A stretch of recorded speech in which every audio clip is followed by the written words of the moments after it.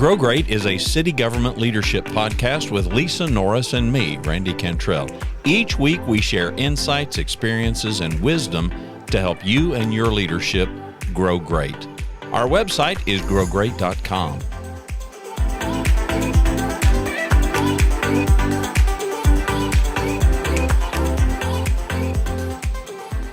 So Randy, we talked about the churn. The churn is our kind of part one. It's a big discussion when you're losing employees, and it's inherent you will lose some, even the good ones. What do you do? We kind of left off with where we were at, what the churn is, why it happens. But what do you look at to minimize the churn? I think is what's important here.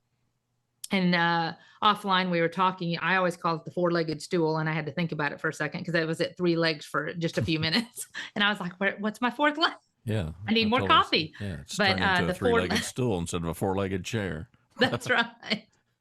The four-legged stool, obviously, as I look at everything when I'm working with departments that are losing people, we do look at pay and benefits. We talked in our last show that introduced this topic that it cannot be the only. If you're feeling pay and benefits is the only thing, then you'll never be able to sustain yourself or be happy, because it's an impossible single solution, right? We just can't sustain ourselves. But pay and benefits is one leg of the chair. We need to make sure we're competitive.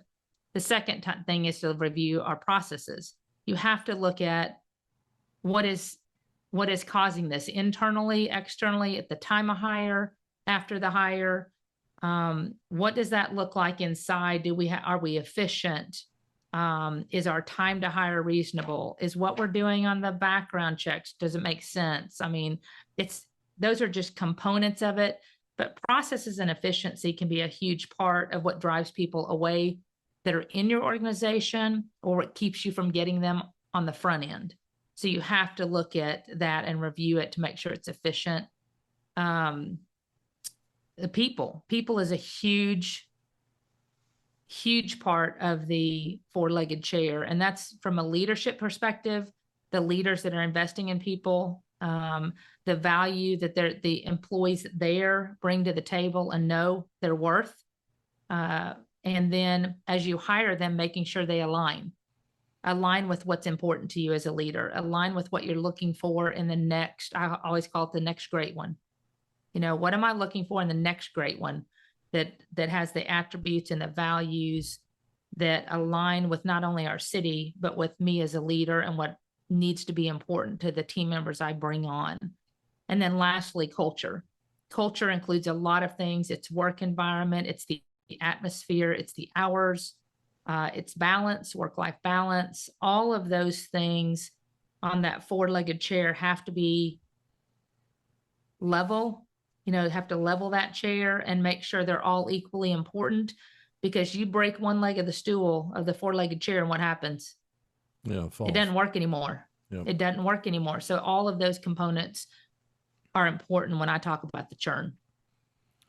Yeah, I think about we're just in the preseason of football, NFL, and I don't know that there's any work arena that spends more money and has more resources, more humans committing more man hours to try to figure out a roster.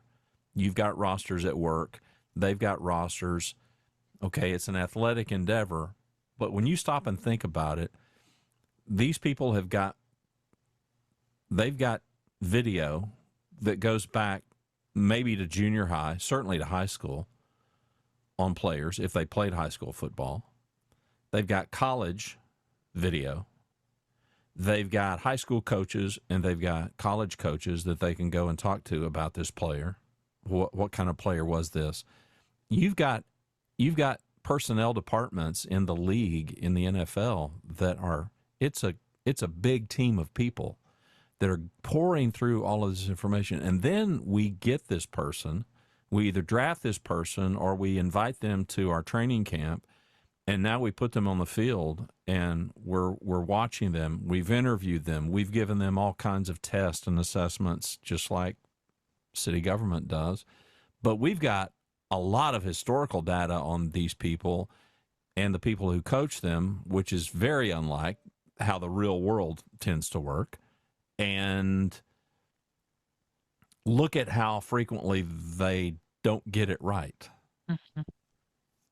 You would think that with all those resources and with the millions of dollars that they can pay players, that one team would just figure out how to be vastly better than every, but they don't. They don't. There's just extraordinary parity because they get it so wrong, because there's so many other variables that are going on.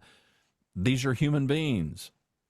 And you get people that they don't have much of a college career. I mean, you take somebody here in Dallas, Tony Romo, who was a really good player. No, he didn't win the whole thing, but that's a whole nother story.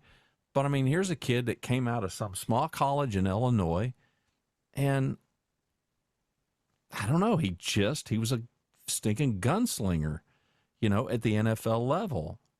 So I think about that, and I think about it in terms of what we're trying to do in city government in assembling the best team. And I guess I'm saying all that to say this, that my preface would be, I don't think we ought to put so much pressure on ourselves to believe that we're going to get it 100% right. What Lisa and I are talking about, there's nothing's foolproof here. The NFL is not foolproof, and they've got way more resources than any of us have to get it right, and they're still going to get it wrong. But well, look at how much they're paying people. I mean, if you look at pay and benefits. Oh, exactly. They're paying a lot of money, and like you said, does every team win because they paid the highest? No. Because and how many times have you heard coaches say or players say that win the Super Bowl? Why do you think you won when they're interviewed? I don't know. We just got it. We just molded. We gelled. I mean, it's just. Well, every coach can tell you, though, they know chemistry when they see it. And some coaches are better at building it than others. And it's the reason that you see coaches leave. Coaches do tend to have a lifespan because locker rooms can get tired of the same message. They get tired of the same. I get it. I understand it. I've coached enough at the amateur level, college guys down to 6-year-olds. And there's something to it when people look around. Your people component, I think is really huge. I believe in the power of a roster. Right. Because I believe in the power of most of us. Just listen to people. Listen to yourself. Very few people are going to come home. The number one complaint that I think, this is speculation, but it's based on a whole lot of conversations, is people come home and they tend to tell stories about the idiots they work with. Well, guess what Jane did today? Right? Guess what Ed did today? And the roster matters. And the people that I have found that seem to be the happiest and the most contented and the most fulfilled, they genuinely like the people they work with. They don't come home and go, well, you'll never guess what Jane did. They may come home and say, well, funniest thing happened. You'll never guess what Jane did today. And it'll be something funny that they laughed about together. That camaraderie, that chemistry, that culture, call it whatever you want to call it, really matters. Absolutely. It's you can't put a price tag on that. No, and it just takes can't. effort. It takes effort to create that. That does not just happen.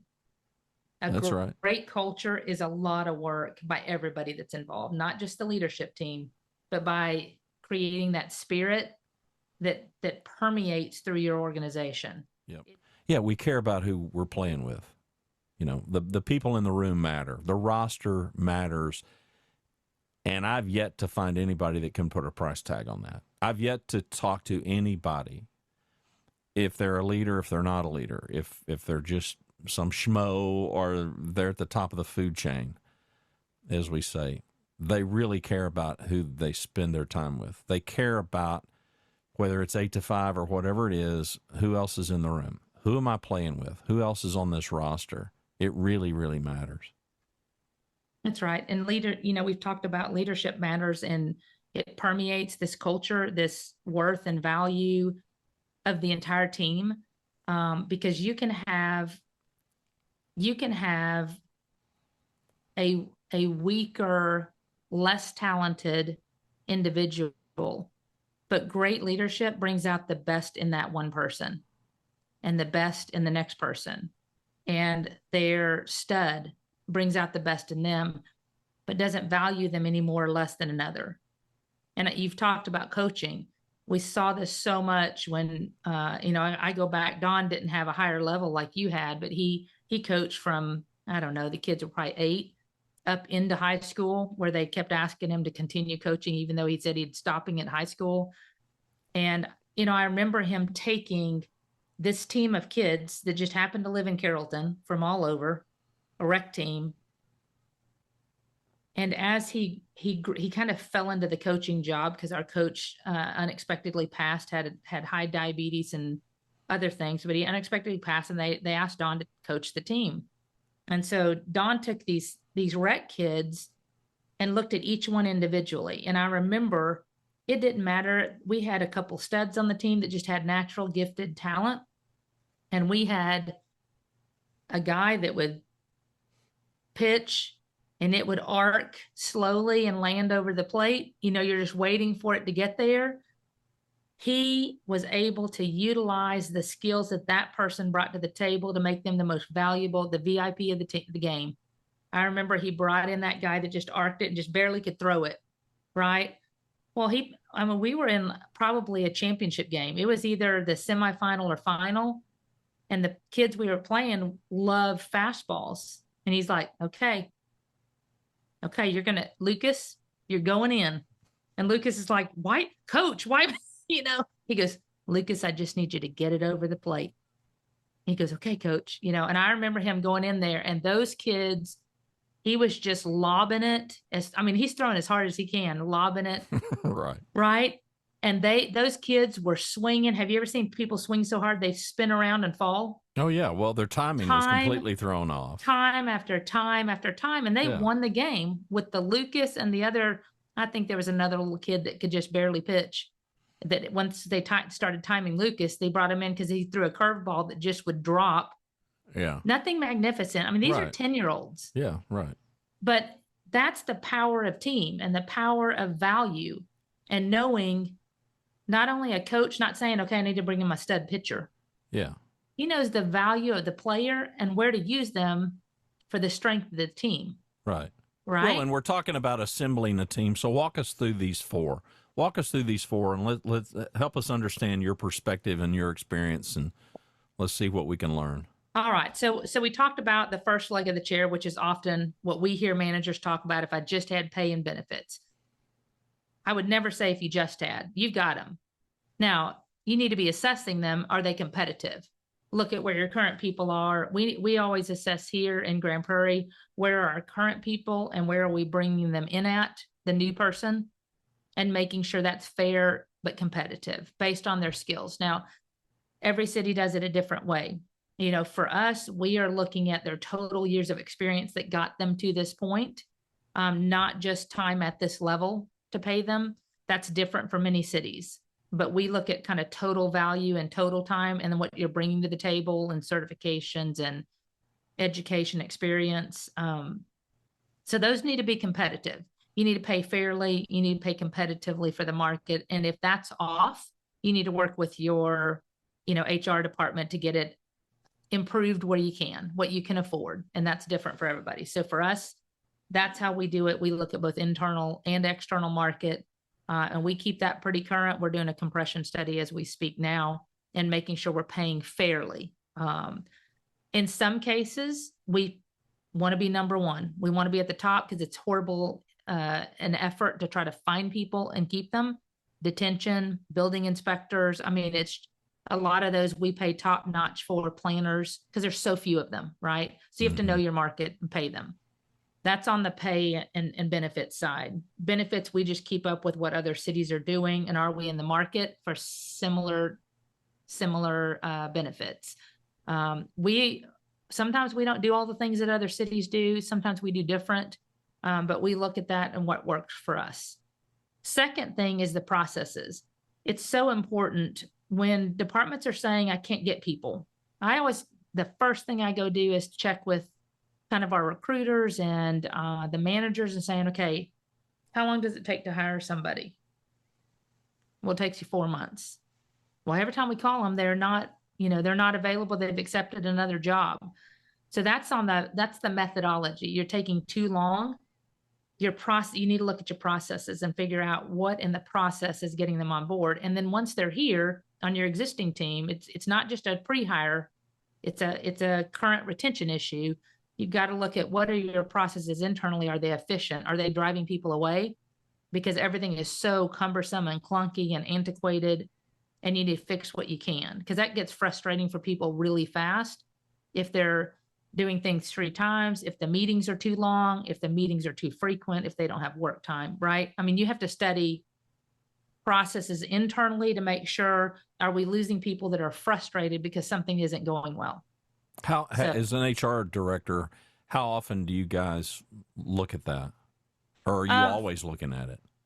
Well, I wouldn't say always. It's more targeted. So as there's issues, usually the directors come to me, and it's what you said. They say, we need more pay and benefits. We aren't keeping people. Right. And I'll always say, well, let me look at the pay and benefit side, but here's what we need to do on your side. Maybe we can do an organizational review. Maybe we can do an employee satisfaction survey. Let's make sure that the work environment, which we'll get into in a minute, work environment, culture, processes, overtime, commitments, all of that is in line. And there's not low-hanging fruit that we need to fix on the internal side inside the department versus what we can do on the outside, right, with the pay and benefits. Because it like I said, it's a 4-legged stool. You got to have all these things working simultaneously together to support the weight of the bench, right? And so you need to look at that internally, methods, efficiency, all that good stuff. People is huge. People can be the leadership. People can be the value and worth you're placing in those individuals, that they know why they're there and what they're adding to the team. Everybody needs to know their worth and their value and the organizational goals. That's really, really critical. It's not just about us as leader. It's about us investing in our team and knowing where they want to go, and being on their side, making sure you're creating a team and camaraderie amongst them. The hardest thing I think to do as a leader, Randy, is making sure they find value and worth in each other and removing judgment, because it's easy to do. Negativity is easy to creep in and compare yourself to one another.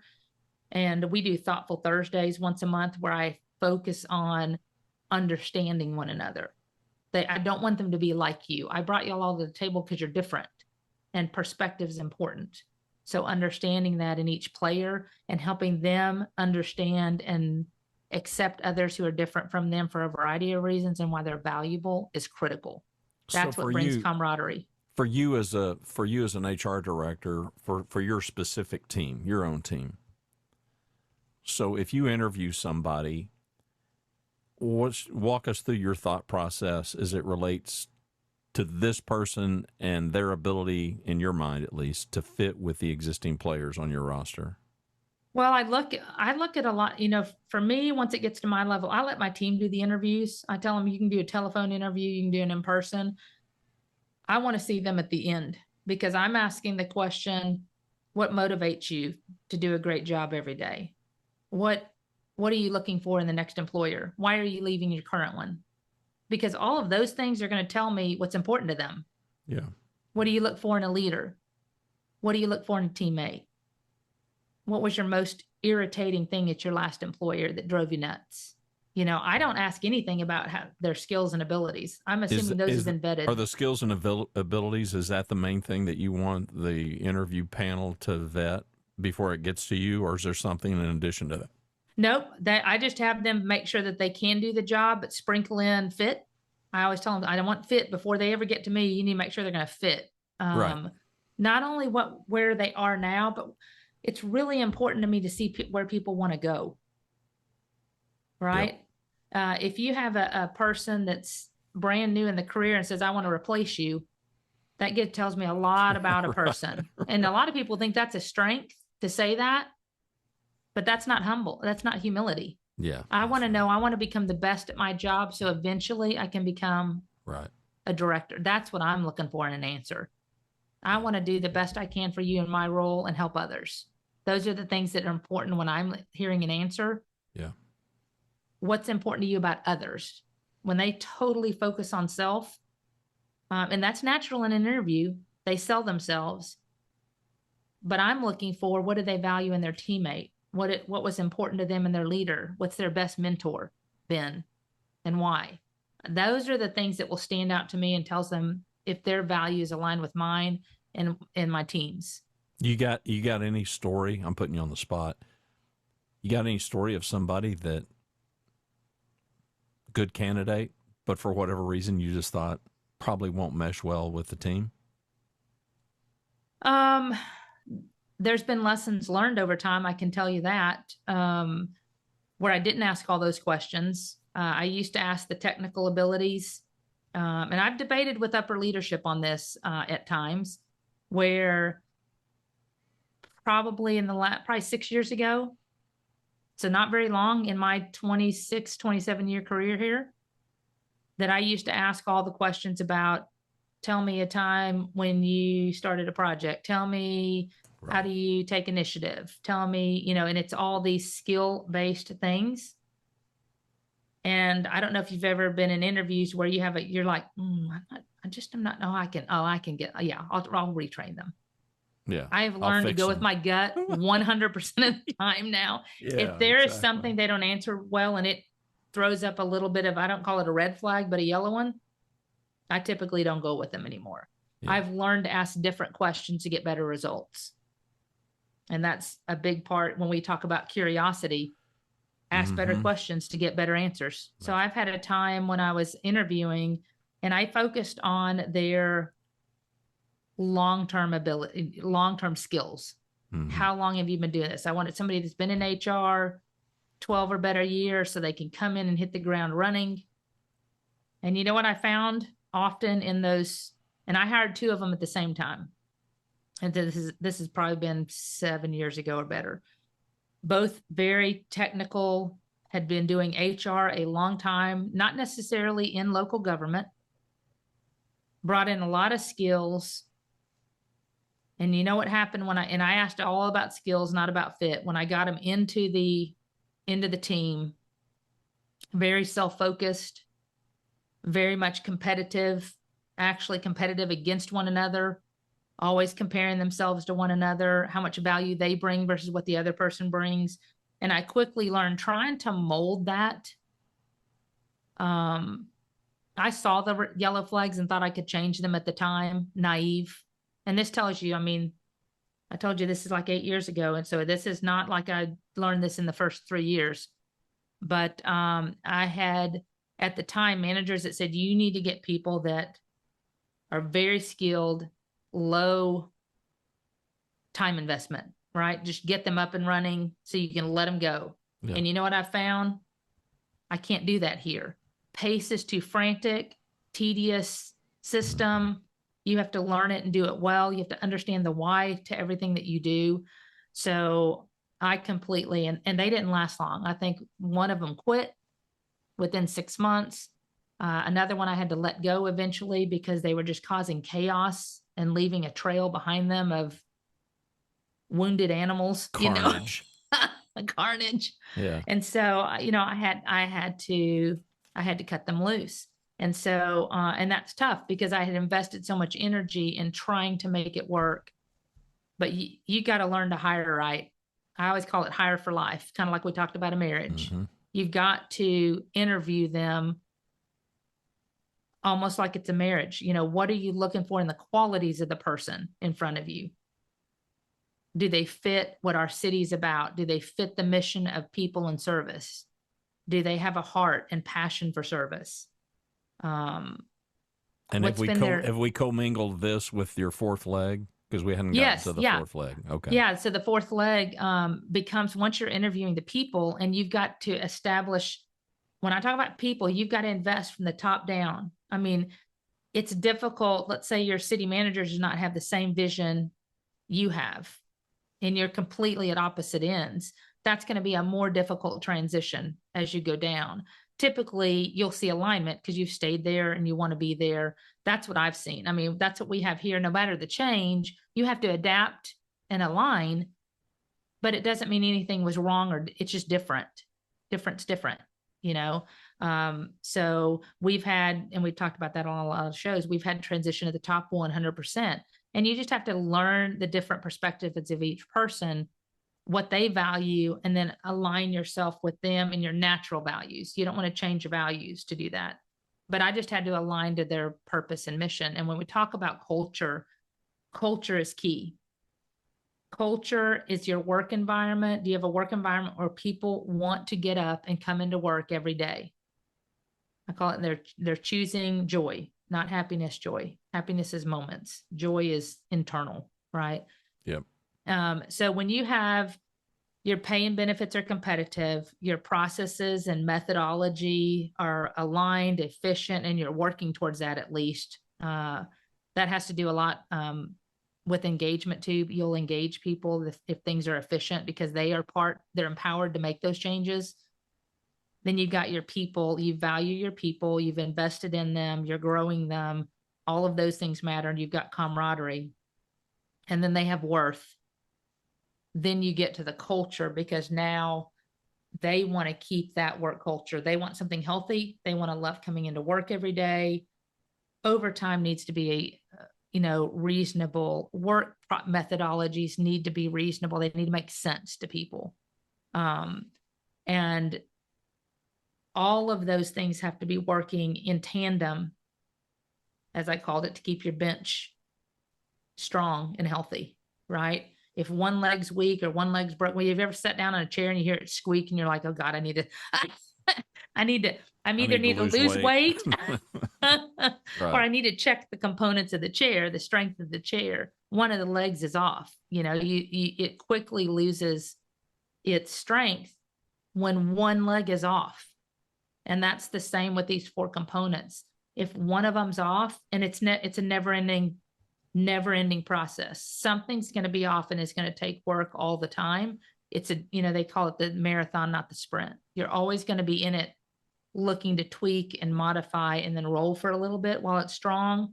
And then I can tell you something's going to happen again that needs work. And it's a never-ending cycle. In your experience, which one of those 4, and we're working from the assumption that all 4 are equally vital and necessary, but is there one that's historically just been tougher, in your opinion, as you've in your department and in working to help other departments assemble a good team?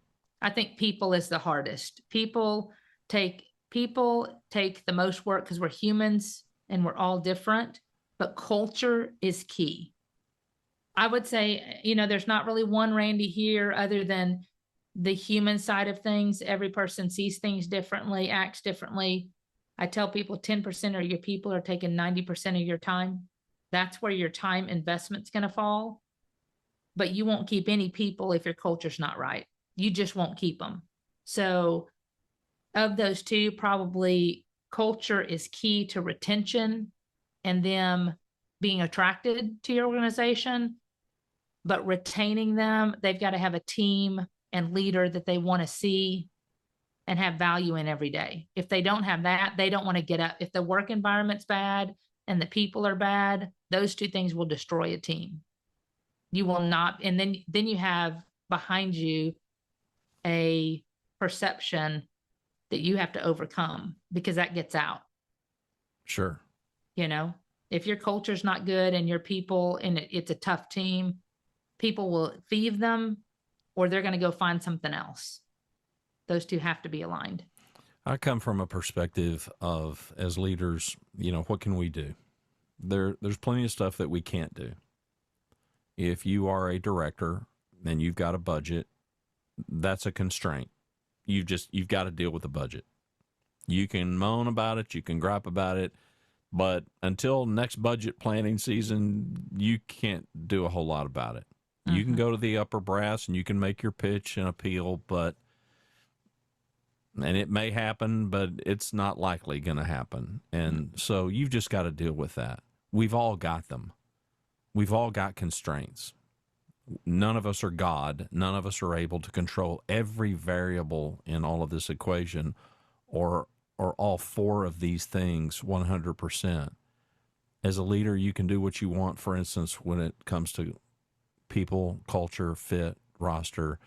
You can try to develop the best that you can, but you need willing participants to help you do that, because you can't, none of us are operating in a vacuum. So I know I'm a broken record, but I think it just bears beating this into the ground so that we really get it. Personal and individual responsibility as a leader. Take control of it. Own it. Lock, stock, and smoke and barrel. It's up to you to change this thing. It's up to you to get the roster right. It's up to you to do your dead level best to fight for what you believe you need when it comes to the resources, pay, benefits. But everything else other than that, and you've got some control over that as a leader, but you've got pretty much full control. You need willing participants. You've pretty much got full control of the other three, though. It's not lost on me that there's way more that we can do. It's just funny to me, not funny ha-ha, but just funny sad, how many leaders just have a white flag and they're just waving it as though they're just helpless. There's just nothing that they can do to improve their roster. There's nothing they can do to improve the culture. There's nothing that, it just is what it is. And this is my lot in life. And I encounter it. I don't encounter it very often because mostly I deal with high performers, but occasionally I will have a conversation with somebody and I'm like, I'll just leave shaking my head and thinking, what a pitiful way to live. I mean, to get up every day thinking that there's just nothing that I can do to invest in people. There's nothing I can do to grow people. There's nothing I can do to improve not only my situation, but the situation for some other people. And all Don't you feel that comes back to a little bit of humility, though? They aren't humble enough to see. They aren't humble enough to see that there are solutions. They just have to go look for them. Because they're taking ownership in their mind. Yeah, I think that's I can't do anything. It's all about me. I think there's a huge part. I think that's where I think the lack of humility comes. I think it's just completely self-centered. Mm-hmm. I mean, it's completely selfish. But it's not lost on me that there are victims, and there's an awful lot of people who want to be victims. They enjoy being victims. If I'm not responsible, if I don't have to be accountable, if it's somebody else's fault, then there's just too many people, in my opinion, that look at that as a pretty great way to live. Then I don't have to accept responsibility for anything. I'm wired just the opposite. It would drive me crazy to have to acquiesce. I'm not going to acquiesce that. I'm just not. Yeah. I'm just not. I mean, I'm persistent and but there would be people that would view our viewpoint like that as anything but humility. They might view that as arrogance. I don't see it that way. I see it as I'm not the center of the universe. And I know that. There's stuff that's going to happen. Bad things happen. I got fixated a couple of days ago because I had a conversation about trauma. Somebody's talking to me about trauma and all this trauma that they've had in their life. And I'm like, okay, well, I'm curious, and I know what I'm thinking when I think of the term trauma. And this person goes on to talk about, various people that have wronged them. And over the course of the conversation, it becomes pretty clear to me, this is pretty just typical, ordinary. I mean, has anybody mistreated you ever? Has anybody ever spoken an unkind to her? Okay, well, this person is viewing all of that.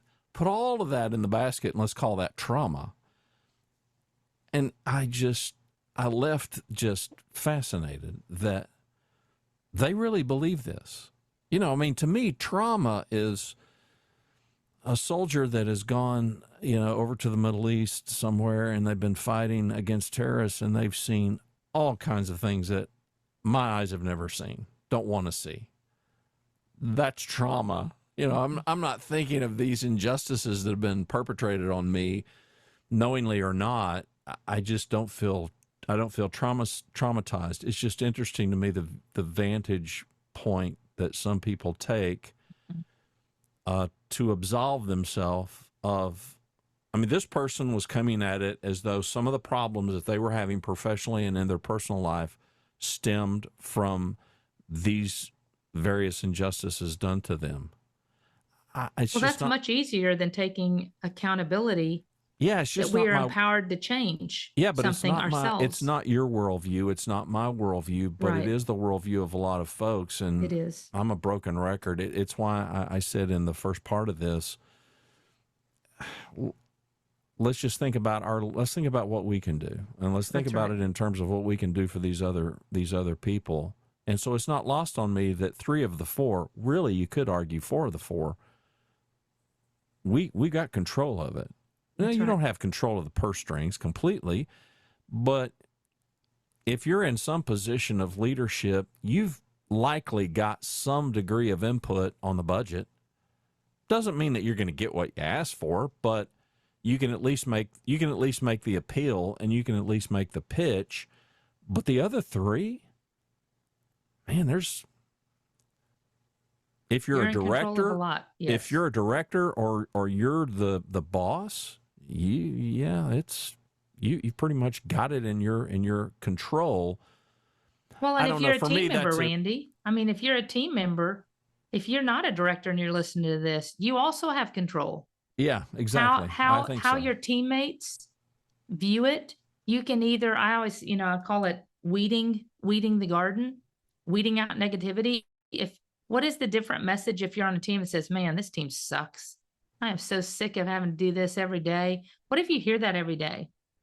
That you're in control of that. And guess what? All of a sudden people start going, maybe it does suck. you Yeah, know, yeah. you do have influence and you have impact Well, in or your maybe it sucks view. because of you. Yeah. It could be. Exactly. No, you're right. I think it's our influence on other people, and we can either come and we can either be a benefit or we can be a detriment. That's right. And so much of this, for me, at least when it comes to not only just assembling the team, but keeping a team together, and that's what we're going to end with part 3 on, talking about. Okay, now you've gone through the interview Yeah. process. You've dated this person. You have vetted this person. You've decided that you're going to metaphorically put rings on each other's finger and you're going to marry each other and offer them the job, and they're going to accept it. Now what? Now what? But I think so much of it does matter. Do you think we spend enough time, or is it not so much time? Is it more we just really don't quite know how to go about getting a roster together, adding to our team, finding the right person, hiring the right person? What do you think goes wrong there mostly? I believe that often people are fixated on what used to work and no longer does. That's just my perspective. Is that because For instance, that's tough change for all of us. Is focusing on. For me, I had to learn to focus on fit and value, and then I had to also invest in the day to day here of making a work environment and culture and team that values one another. Those were the things that were kind of lost on me early in my career, that I was just trying to manage the tasks every day, and kind of I didn't see just, I think part of it is naive and youth, right? I was just a young leader, I just didn't know better, trying to do the best of what I believed to be true and managing people, but I was really more focused on the tasks and fixing things than seeing the value in, I need to get the team right. but what were the big changes in that, getting the team right? What were the big changes, the big growth changes for you For in me, it was just, assembling and hiring? yes, in hiring, it was focusing on the alignment of values, alignment of fit. That's where it really turned for me. Is As opposed to just skills and competency? That's correct. Skills and competency. Because I was always like, well, how long have you done this? Well, how did you do that? What did you do? Tell me about your steps in a project. That's all. Some of it, I guess, could be perceived as fit, but I was really focusing on the specific skills in our industry, and not how do their values align with ours, and what value are they bringing to the table from And perspective. did you have to sacrifice skills and competency in order to get fit? Not necessarily, but I have found that those that are willing to grow and learn are a lot more moldable clay. So you were willing to forego some skills and That's competency. correct. That's correct. If they So had gaps, I'm okay with gaps. I just they need to be known. Gotcha. Yeah, for me, that was the primary focus. When I started focusing on their fit and what they bring to the table and what they value, one, pay becomes much less of an issue because that's not what drives them and motivates them every day. So pay is much less, and I know I'm going to pay them competitively and fairly, but I just found I lost much fewer people to pay and titles because that wasn't what was valued. It was culture, work environment, the people around them. And I knew I had that solid, right? So that was one thing I learned early on in my career and have changed that over time. And then it's the continual investment like that we're going to get to in our next, kind of part 3 of this discussion. Once I have them on board, what am I doing with my team now every day to continue the development and growth, the culture, the work environment, and the value in others, and understanding how to place value in others? Because we can't, in my opinion, you may debate with me on this. I don't think you can have an entire team of A players. You can't have studs in your entire team, but you have to know how to bring out the best in each person that you have. I think everybody brings value to the table. You need to see it, identify it, and utilize it to its fullest potential to benefit the team. No, and because I agree. You can't just have this. You can hire 12 studs, and I can guarantee you aren't going to have the best team.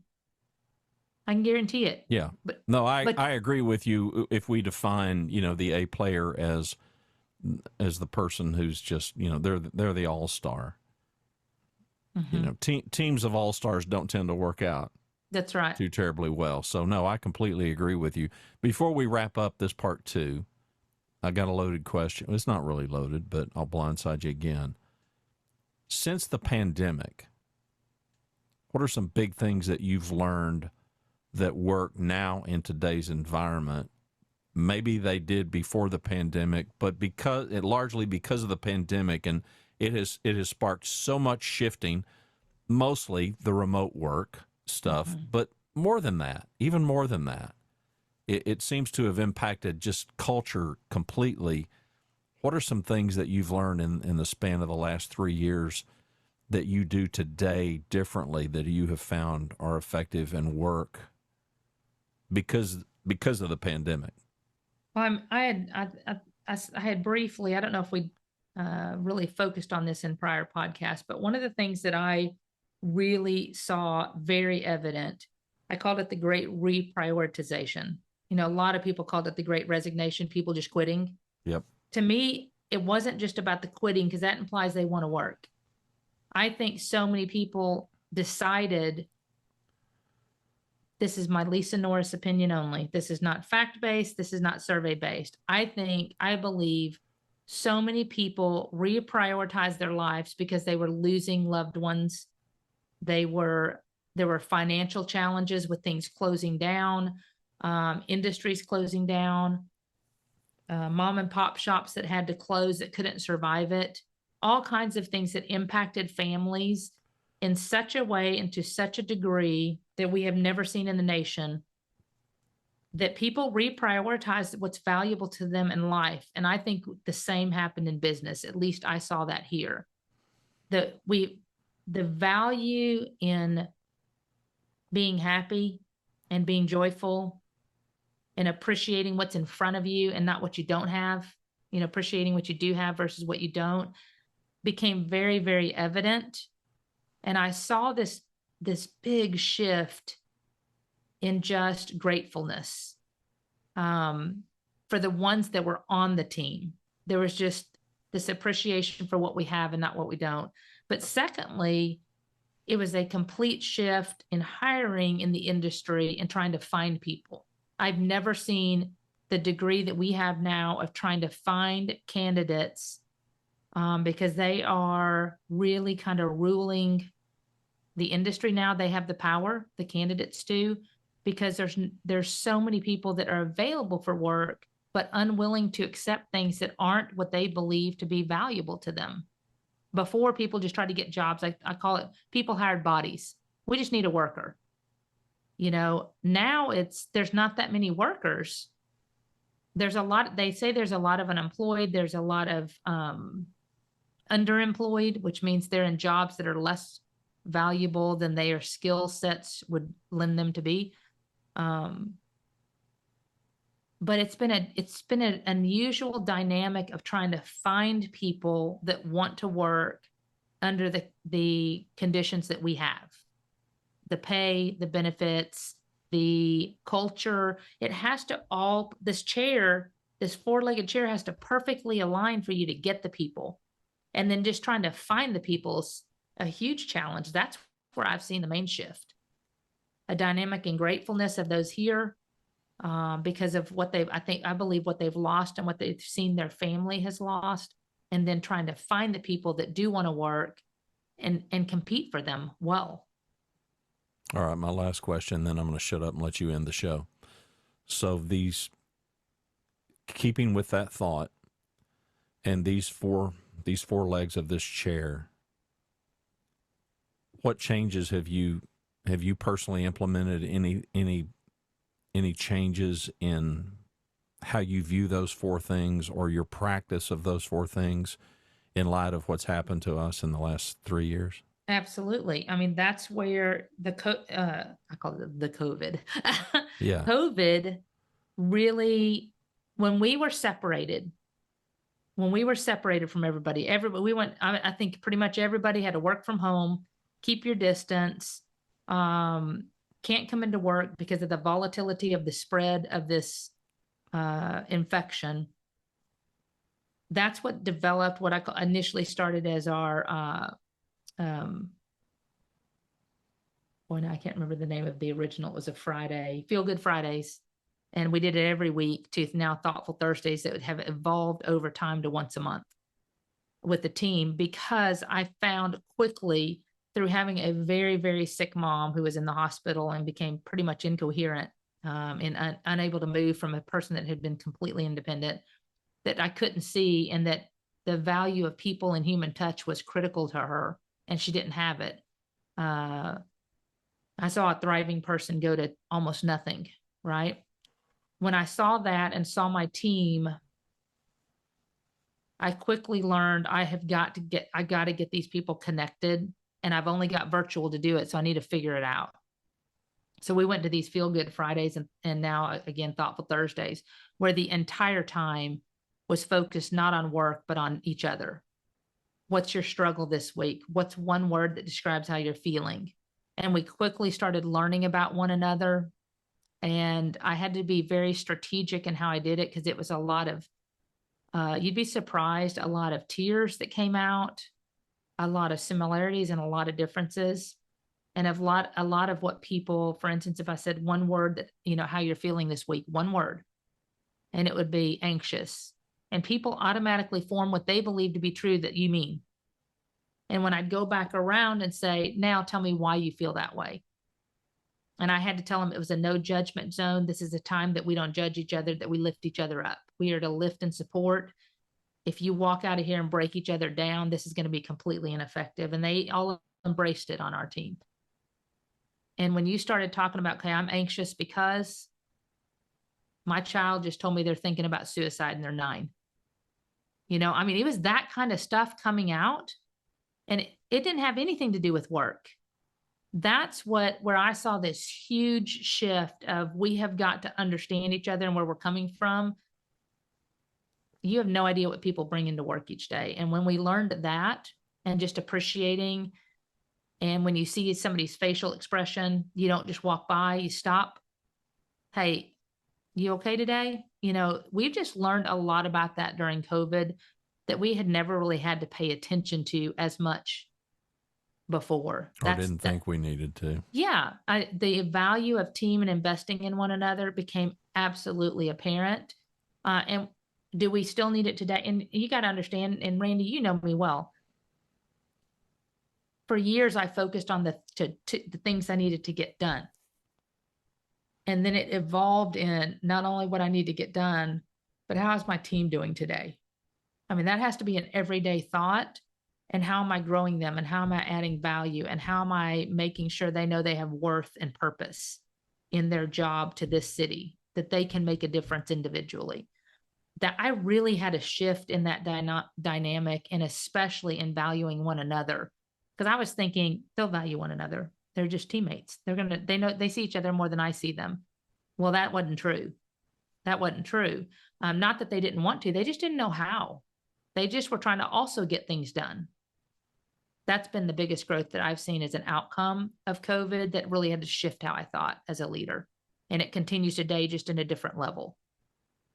All right. Tee up what we're going to talk about in part 3.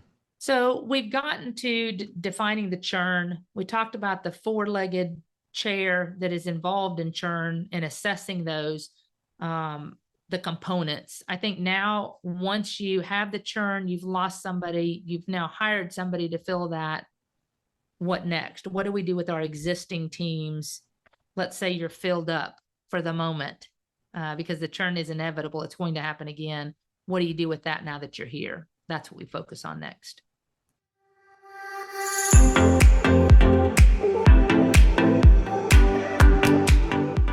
Thanks for watching and listening to Grow Great, a city government leadership podcast. For Lisa Norris, I'm Randy Cantrell. Be well, do good, grow great. The website is growgreat.com.